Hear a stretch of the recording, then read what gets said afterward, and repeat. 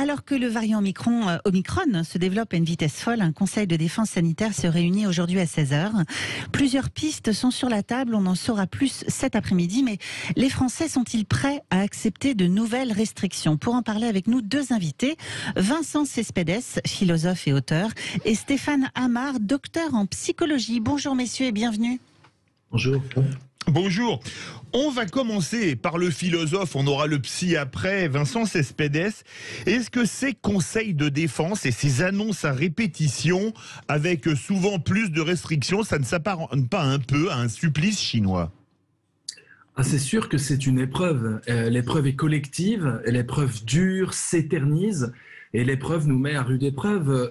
C'est le cas de le dire. Voilà, exactement. Donc il faut qu'on s'encourage mutuellement. Je vais faire mon psy, peut-être que le psy fera le philosophe. Mais on a besoin pour faire société encore, parce que c'est de ça dont il s'agit. Il s'agit de maintenir les liens, il s'agit de maintenir l'économie, il s'agit de maintenir une activité économique, sociale, culturelle. Donc il s'agit de maintenir quelque chose qui nous rend vivants.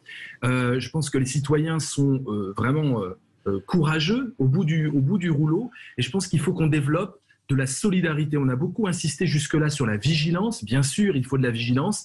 On fait face à une épidémie qui atteint aujourd'hui des records en termes de contamination par jour, mais il faut aussi redoubler de solidarité. Et je pense que là, il y a une création populaire qu'il faut mettre en place. Inventons des solidarités nouvelles qui nous permettent de nous encourager mutuellement et de tenir face à ces épreuves. Stéphane Amar, c'est un peu un supplice chinois. Alors, vous pouvez avoir la vision du psy ou la vision du philosophe, hein, puisque Vincent Cespedes vous l'a proposé. Vous étiez bon en philo? Oh, pas tellement, un petit peu. Donc, on va avoir la vision du psy. Du philosophe. Bon, évidemment qu'on n'en peut plus. Hein. Paradoxalement, cette crise, justement, elle crée du lien. Elle crée du lien, mais dans un lien qui est relativement tendu, relativement agressif. Et c'est ça le problème.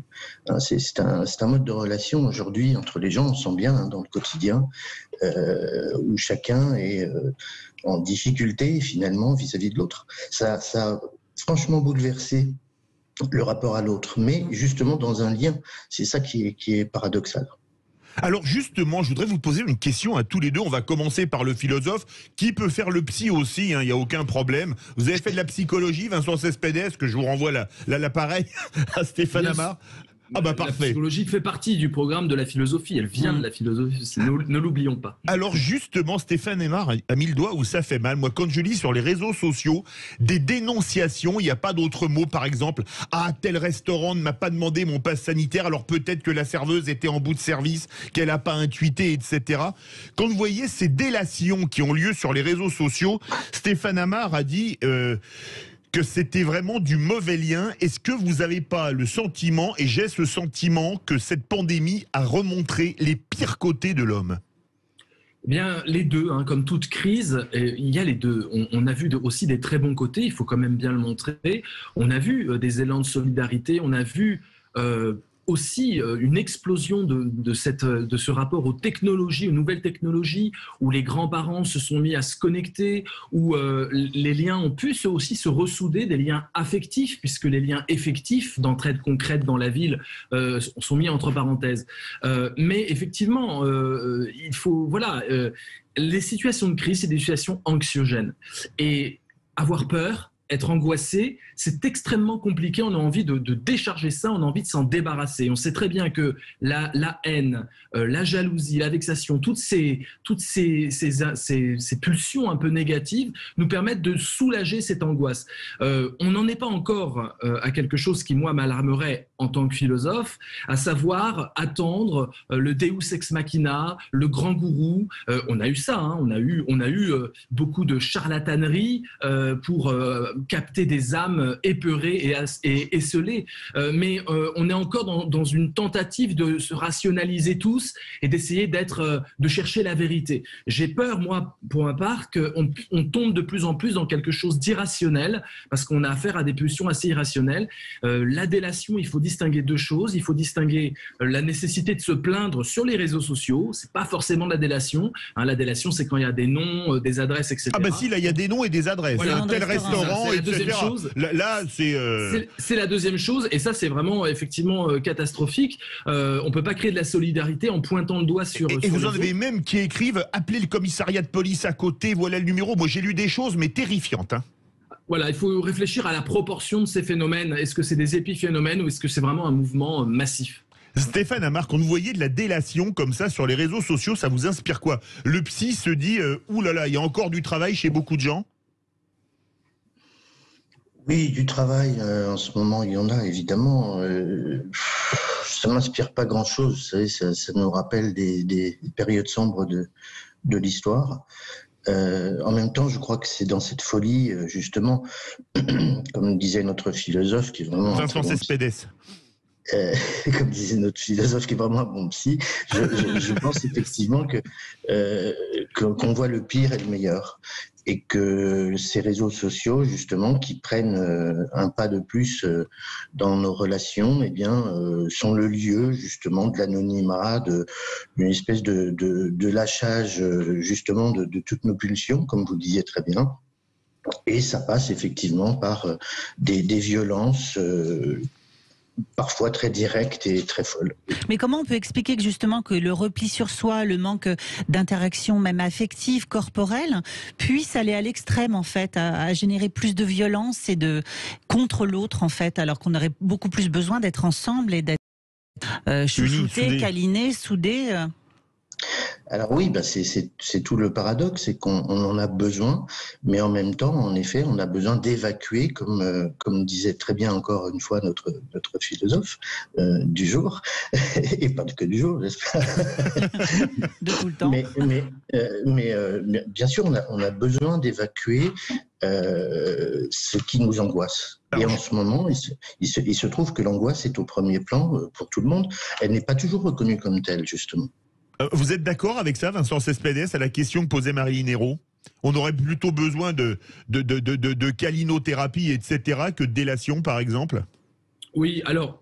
La délation, c'est aussi qu'il ne faut pas oublier, il y a des camps. Cette crise est politique aussi, on le sait très bien. Politique au sens large du terme. C'est pas une question de politique politicienne, c'est une question de police, la ville, la cité, et c'est une question de vivre ensemble. Quand nous vivons ensemble dans la rue, quand on se voit, quand on se touche, quand on a l'autre en face, on peut calmer les choses, on peut s'exprimer avec l'autre, ça calme les angoisses, ça permet de recadrer les gens. Mais là, tout devient virtuel. Et moi, je crois que la virtualisation des liens, massive virtualisation, on fait du télétravail, du téléenseignement, on est tout le temps connecté à nos écrans, on a mal aux yeux parce que c'est phototoxique tout ça, et bien tout ça crée un climat où l'autre n'est pas en face, et du coup ça hystérise un peu les colères et la volonté d'avoir de l'autre en face. Nous sommes en manque de corps, tout se virtualise, et du coup il n'y a pas de limite. Ce qui fait que je vais me calmer, c'est que l'autre peut me foutre une claque. Vous voyez, quelque part, l'horizon, c'est que l'autre peut me toucher, peut m'atteindre. Mais derrière nos écrans, sans parler de l'anonymat, derrière nos écrans, nous avons une sorte de bulle protectrice, et cette immunité relationnelle permet d'ouvrir un peu le vase de Pandore de temps en temps. Stéphane Amar, avant de vous redonner la parole, vous savez que le dernier livre de Vincent Cespedes, c'est les 50 plus grandes théories des philosophes français, avec tout le bien qu'il a dit de vous. Je pense que vous allez être la 51e. Qu'est-ce que vous voulez lui répondre? C'est aux éditions du Courrier du Livre, d'ailleurs. Merci.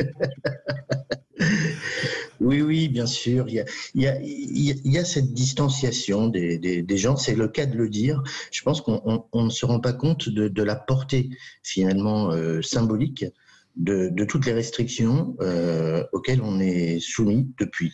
Le masque qui cache le visage, la distance, l'autre comme étant potentiellement dangereux, tout cela crée un climat indéniablement de tension, de méfiance, voire de persécution. Et effectivement, je suis tout à fait d'accord sur le fait qu'en plus, aujourd'hui, nous sommes dans un clivage entre les pour, les contre. Tout ça à un moment où, par ailleurs, nous allons bientôt voter pour un nouveau président de la République. Donc je pense que tout ça, c'est extrêmement chargé, Et Philippe David, hier, je vous entendais sur une chaîne de télé. J'étais tout à fait d'accord avec tout ce que vous disiez. Donc c'est que vous avez de bonnes idées, c'est parfait. On a bon goût. Hein. ça va jusqu'à la question de l'Europe, par exemple. Voilà. Oui. Je pense que toute cette question-là de clivage ou de combat, de camps, etc., domine actuellement, en effet, les relations. Et quand je vous entends parler justement de cette violence et de problèmes pour évacuer et ne pas le faire vers l'autre, est-ce que finalement la solution, concrètement, ce serait pas de revenir par exemple à l'exercice physique pour évacuer cette violence qui pourrait après aller vers de la violence verbale ou sur les réseaux, etc. Est-ce que c'est pas physiquement, ça passe pas par le physique? Vincent Cespedes. Moi, je pense, je faisais un hymne au corps, et je pense que le corps a besoin effectivement de sortir. C'est même pas physique, c'est retrouver cette intensité de vie. Comme chantait Jacques Brel, il faut bien que le corps exulte. Voilà, c'est ça. Alors il le disait dans des visions un peu adultérines, mais je ne vais pas aller jusque là. En tout cas, c'est vrai que le corps doit bouger, mais plus profondément, je crois. Alors pour le coup, que cette crise aussi est spirituelle, on va dire philosophique. Oui. Nous sommes aujourd'hui dans une construction du déni. Il y a un très très bon film qui vient de sortir d'ailleurs, Don't Look Up, avec Leonardo DiCaprio, qui montre, ils appellent ça le déni cosmique. Une comète va s'écraser sur la Terre, et en fait, les astronomes n'arrivent pas à expliquer ça aux gens qui ne veulent pas voir. Donc nous sommes dans le déni. Et dans le déni, il y a ceux qui ne sont pas dans le déni, qui hurlent et qui n'en peuvent plus par rapport à ceux qui sont dans le déni. Et je crois que la solution, c'est de passer du déni au défi. Le défi doit être collectif. Le défi doit s'appuyer sur des preuves scientifiques, s'il y en a. Le défi doit être fédérateur. Nous devons transformer cette crise de déni, avec des camps qui s'opposent, en crise de défi collectif et peut-être en repolitisation de notre vision du monde et de notre vision des liens. Stéphane Amar. Oui, c'est tout à fait juste. Je partage en tout cas. La difficulté là, c'est qu'en effet, il y a presque un besoin, si vous voulez, d'extérioriser, d'expulser cette agressivité-là. Que l'angoisse dont je parlais tout à l'heure est, d'une certaine manière, peut-être l'angoisse la plus aiguë, la plus profonde, et celle qui nous vient en boomerang de façon inédite, ou peut-être à la rigueur, on peut la rencontrer en période de guerre, mais il s'agit de l'angoisse de mort. Et que cette angoisse de mort, elle a besoin soit d'être extériorisée, soit d'être transformée. Et en effet, parfois... Il y a un problème de ligne. La ligne Zoom de Stéphane Amar a sauté. Vous êtes bien sur Sud Radio, il est 9h17. On doit faire une courte pause. On va en profiter pour reconnecter la ligne. Exactement. Ce conseil de défense sanitaire aura lieu à 16h aujourd'hui. De nouvelles mesures devront être annoncées. Mais est-ce que les Français sont-ils prêts à accepter de nouvelles restrictions? On continue les grands débats du matin avec nos deux invités, Vincent Cespedes, philosophe et auteur, et Stéphane Amar, docteur en psychologie. Sud Radio, 9h17. À tout de suite. Le grand matin Sud Radio, 7h10. Philippe David, Marilyn Hérault. 9h19 sur Sud Radio. Merci d'être avec nous jusqu'à 10h dans le grand matin. Et alors que le variant Omicron se répand comme une traînée de poudre partout en France, un conseil de défense sanitaire aura lieu à 16h aujourd'hui. De nouvelles mesures pour freiner la vague épidémique devront être annoncées dans la foulée. Mais les Français sont-ils prêts à accepter de nouvelles restrictions? Continue dans nos grands débats du matin avec nos deux invités, Vincent Cespedes, philosophe et auteur, et notamment du livre Les 50 plus grandes théories des philosophes français aux éditions Courrier du Livre, et Stéphane Amar, docteur en psychologie. Rebonjour messieurs. Oui, justement, Stéphane Amar a été coupé. On va rebondir avec vous, Vincent Cespedes, parce que Stéphane Amar est un excellent philosophe, vous l'avez dit, et il a dit tout à l'heure, et on revient, même si c'était au début de ce débat, que cette pandémie allait laisser des traces. Pour vous, le philosophe, des traces, il va y en avoir dans l'inconscient collectif? Fondamentalement, oui. Je crois même que nous passons dans une nouvelle ère. Vraiment, je pense que cette pandémie, pour deux raisons principales, nous fait entrer dans ce que j'appelle la cybermodernité. Voilà, c'est une ère qui risque de durer pas mal de temps. Pour deux raisons. La première, c'est que maintenant, les technologies virtuelles sont dominantes et elles sont démocratisées. Cette crise aura démocratisé ces technologies tout le monde les utilise et nous vivons plus d'émotions, plus d'idées nouvelles à travers ces technologies que dans la vraie vie. Voilà. La cybermodernité, c'est une modernité ultra connectée où les individus se définissent aussi par les liens et les partages qu'ils font avec d'autres individus, un peu comme un écosystème qui se constitue, j'appelle ça l'écosystème. Et puis la deuxième c'est raison... beau le jeu de mots. Oui, c'est beau. C'est pas un jeu de mots, c'est un concept. Non, c'est un concept. C'est les deux à la fois. Voilà, c'est les deux, ouais, exactement. Mais il y a aussi Et le puis, changement- pardon. Oui, allez-y, non. Non, il y a aussi le port du masque pour les enfants quand même qui vont grandir, Alors voilà, pour les tout c'est petits, ça, le exactement. manque de visage, d'expression du visage. Déjà c'est pour nous énorme. adultes, c'est difficile, mais pour les tout petits, même les enfants, bébés qui vont voir ouais. leurs parents avec les masques, c'est un vrai changement, non?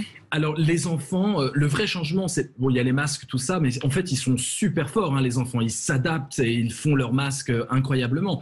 Le vrai changement pour cette nouvelle génération Covid, c'est le changement du rapport à l'autre. Profondément, Oui. l'autre, je peux le contaminer, Oui. il peut me contaminer, et c'est devenu quasiment tangible. On savait ça, on savait qu'on chopait la grippe de quelqu'un d'autre, mais on n'avait jamais pris conscience que être dans la foule, au contact des autres, permettait à la fois, enfin risquait de les contaminer et de me faire contaminer. Et donc, il y a une augmentation de la responsabilité corporelle, De la physique défiance en présence. La méfiance, mais aussi la méfiance par rapport à soi. Il y a encore une fois les deux. Et donc, du coup, je crois que le rapport à l'autre pose question pour cette nouvelle génération. Et c'est intéressant. Plus il y a de virtualité, plus le rapport à l'autre, on s'en fiche puisqu'on est derrière nos écrans. Mais plus il y a de Covid, plus le rapport à l'autre, il ne faut pas s'en fiche. Et donc, ces deux choses vont donner quelque chose d'inédit dans cette cybermodernité. Et la nouvelle génération, il faut vraiment l'observer. Elle nous montre l'humanité de demain au sortir de cette crise. Stéphane Amar, c'est vous qui allez parler des traces. Quelles sont les principales traces qui vont rester de cette pandémie pour vous? Alors, vous êtes docteur en psychologie, vous travaillez beaucoup avec les enfants.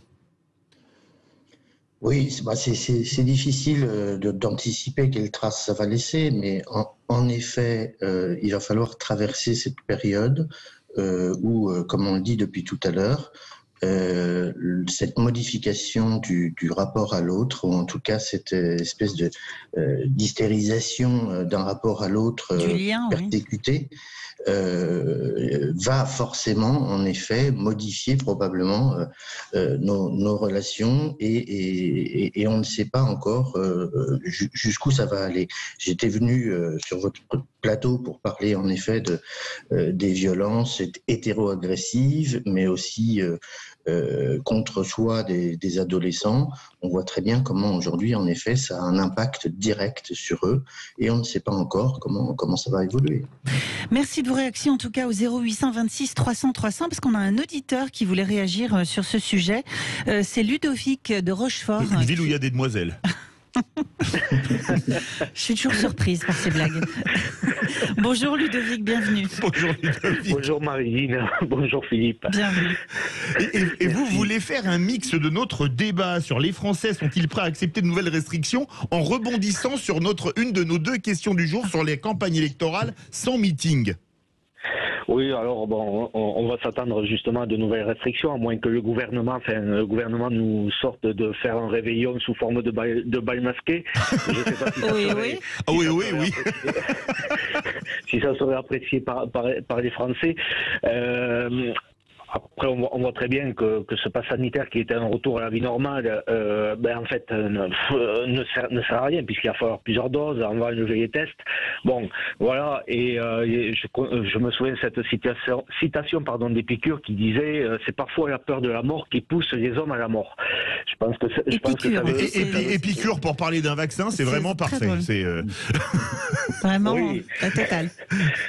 C'est sûr. Non, et puis pour rebondir en effet sur alors, d'un côté, je ne pense pas que les Français acceptent, une forme de couvre-feu, de reconfinement, ou de non-accès, du confinement déguisé, avec du non-accès dans les stades, dans les lieux de sport, dans les lieux de loisirs, dans les lieux de culture, et la tenue de meeting à côté avec du monde. Maintenant, en campagne électorale, un meeting est important, notamment à travers travers les retransmissions qu'il y a sur les réseaux sociaux ou à la télévision, parce que ça permet notamment déjà indécis de se positionner.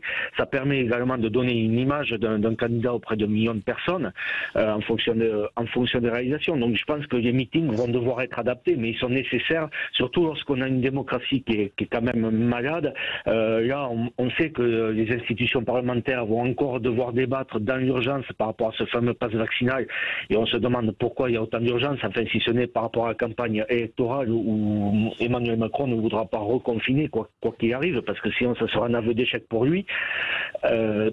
Donc voilà, à mon avis, il faut le maintenir, mais sous une autre forme. Mais l'argument pour les meetings, c'était de dire autant les concerts ou les stades de foot, c'est du divertissement, et les meetings, c'est un peu comme le pass sanitaire pour les sénateurs et les députés qui n'était pas obligatoire, parce que c'était pour faire vivre la démocratie, c'était dans la Constitution.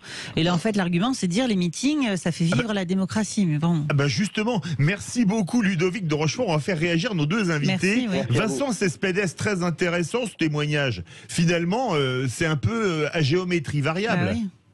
Complètement, on est vraiment dans un rapport qui s'ouvre pour nous, une interrogation très philosophique. C'est une période où on est obligé de devenir philosophe, repenser la démocratie, repenser ce que c'est élire, voter, débattre ensemble, et surtout se concentrer sur l'essentiel de la vie.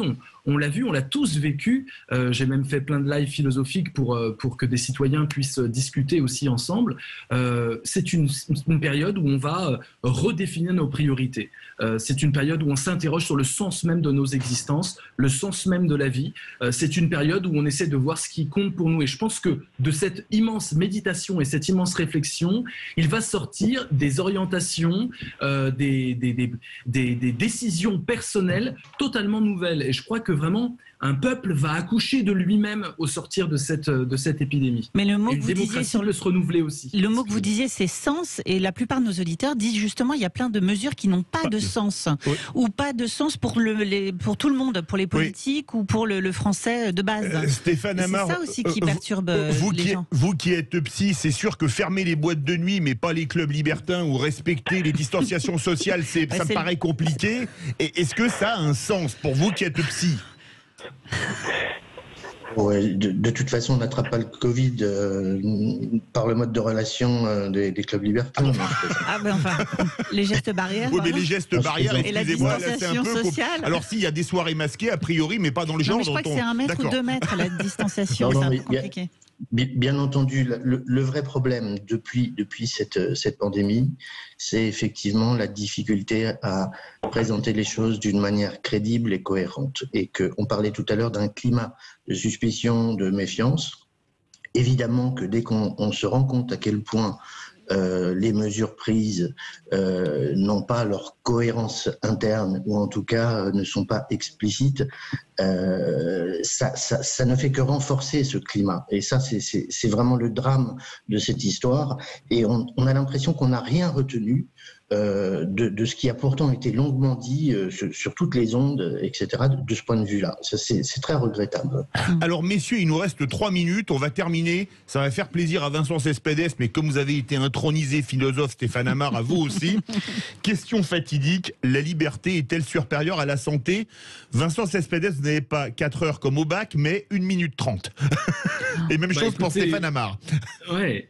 Moi, je pense que la liberté, c'est la santé. Voilà. Je pense vraiment que lorsque, évidemment, on est atteint dans sa santé, dans son intégrité, c'est très dur d'être libre. Il faut réinventer du sens, réinterpréter sa vie. Je sais que Sartre disait que on peut être libre dans n'importe quelle situation, même de lourd handicap, mais ça nécessite quand même un travail sur soi conséquent. Donc la santé est garante de la liberté. Mais surtout, ce qui m'intéresse, c'est le côté politique. C'est que la santé, on a découvert qu'elle était politique au sens où la santé, c'est un sport collectif. Voilà. Et c'est ça qu'on découvre. C'est pas ma petite santé, mon petit nombril, mon petit yoga, ma petite diététique à moi. C'est en connexion. La santé, c'est la santé d'un peuple. C'est la santé de gens qui se croisent, qui communiquent ensemble, qui s'aiment, qui vont dans des clubs échangistes ou pas. Voilà. Et donc, tout ça, c'est collectif. Et c'est important de voir que la santé, je suis aussi responsable un peu de la santé des autres. Qu'est-ce que ça dit en termes de liberté? Ça dit que la liberté est un sport collectif aussi. Vous avez tenu la minute 30, c'est parfait. Bravo. Stéphane Amar. pour votre intronisation dans le panthéon de la philosophie de Vincent Cespedes. Merci, ça fera date. Oui, en effet, dans cette société qui tend à l'individualisation, à l'individualisme, en effet, la question de la privation des libertés est un problème, puisque il y a ça entraîne, des révoltes, des refus plus ou moins cohérents eux-mêmes face à des restrictions qui ne le sont pas toujours. Donc, en effet, nous avons besoin de liberté, mais sans entrer justement dans un débat philosophique, on sait très bien que nous avons aussi besoin de limites, à condition qu'elles soient cohérentes. Merci beaucoup, Vincent Cespedes, philosophe, auteur des 50 plus grandes théories des philosophes français publiées au Courrier du Livre. On est tous les trois introduits dans la prochaine édition. Vincent Cespedes, Stéphane Amart, Marie Linero et votre philosophe. Bon, on va faire notre thèse philosophique. Et Stéphane Amart, docteur en psychologie. Merci beaucoup à vous deux.